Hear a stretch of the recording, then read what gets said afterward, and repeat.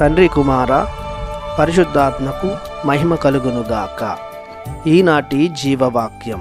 నీవు ఏమాత్రమూ అధైర్యపడకుము, విశ్వాసము కలిగి ఉండుము అని యేసు చెప్పాను.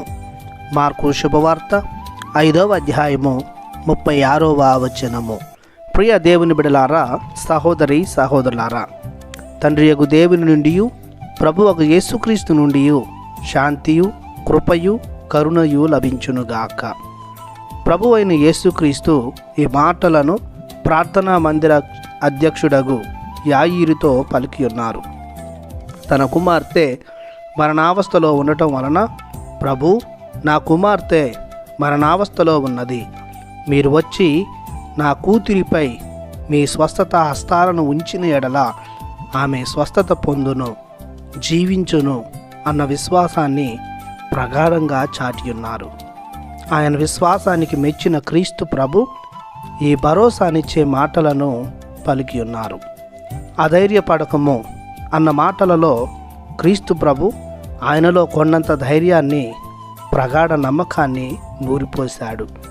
నేనున్నాను కదా, దిగులు చెందకు, చింతించకు అని చెప్పకనే చెప్తూ ఉన్నారు క్రీస్తు ప్రభు.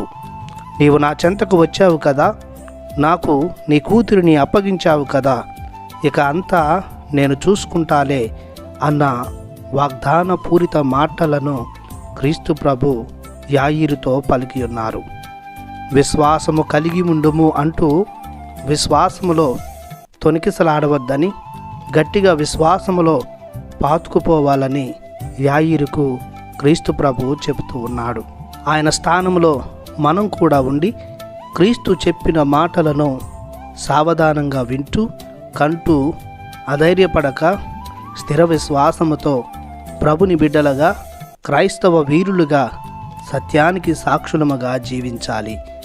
ఆ దేవదేవుడు మన నుండి ఆశించే గొప్ప కార్యం. ప్రార్థించుదము. సదా మీ కృపలో కనురెప్పల్లా మమ్ము కాచి కాపాడుతున్న ప్రభువా, మీకు మా వందనం, స్తుతి స్తోత్రము చెల్లిస్తున్నాము. మీరున్నటువంటి గొప్ప ధైర్యముతో, మీ అందు స్థిర విశ్వాసముతో మా జీవితంలో ఎదురయ్యే ప్రతి అనారోగ్యాన్ని, బాధను, హింసను ఎదిరించే శక్తి యుక్తులను మాకు దయచేయమని నజరేయుడగు యేసు పరిశుద్ధ నామములో ప్రార్థిస్తున్నాము తండ్రి. ఆమెన్. దేవుడు మిమ్ము దీవించునుగాక. ఆమెన్.